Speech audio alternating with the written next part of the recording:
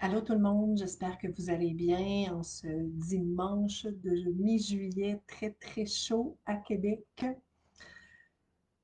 J'avais le goût de vous parler un peu des énergies actuelles présentement, ce que je perçois, ce que je ressens.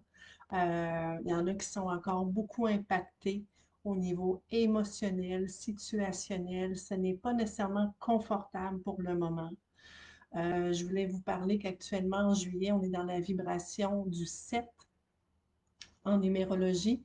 Et le 7, c'est beaucoup l'introspection, l'écoute et de ralentir aussi. C'est pas une énergie qui invite à se mettre en mouvement, en action, à démarrer des choses. C'est plutôt quelque chose qui nous invite à nous déposer. Donc, je ne sais pas dans quelle énergie vous êtes actuellement, ce que vous vivez, ce que vous traversez. Bien sûr que ce que moi je vous partage, c'est ce que je perçois autour de moi.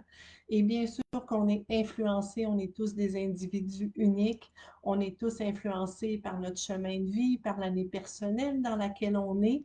Hein, vous voyez que je vous parle un petit peu plus en langage de numérologue parce que je continue ma formation en numérologie et je suis absolument passionnée par mes découvertes.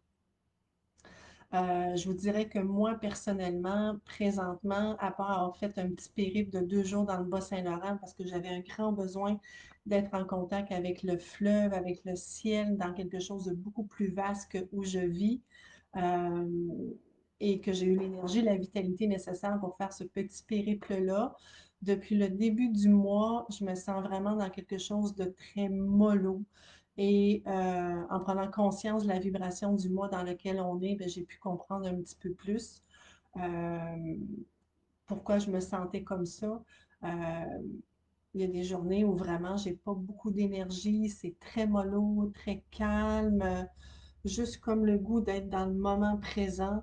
Donc, ne vous gênez pas de commenter en bas de la vidéo comment vous vous sentez, ce que vous vivez, ce que vous traversez. Si vous avez des questions aussi, bien sûr qu'on peut se faire accompagner hein, si on se sent un peu trop perdu, que ce soit par des soins énergétiques, par une lecture de l'âme, par il y en a qui vont avoir le besoin d'aller au spa, de décrocher totalement.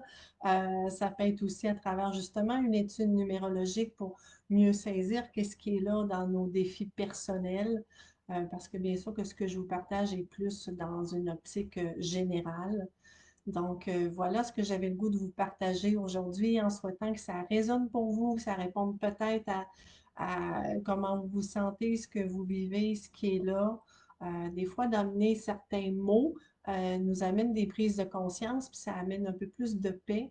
Et je vous laisserai sur ces derniers mots que je partageais avec mon groupe des vieilles âmes ce matin, d'en revenir aussi à l'accueil. Hein, dans les situations qu'on ne peut pas changer, d'arriver à arrêter de vouloir absolument comprendre et de résister et d'aller à l'encontre d'eux, mais d'accueillir ce qui est là. Il y a une émotion, alors on l'accueille du mieux qu'on peut, même si on ne la comprend pas.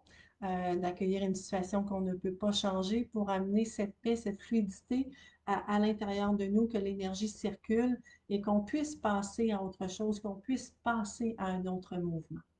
Alors voilà mes petits partages de ce matin. Je vous souhaite un bon dimanche et on se dit à très bientôt. Bye bye.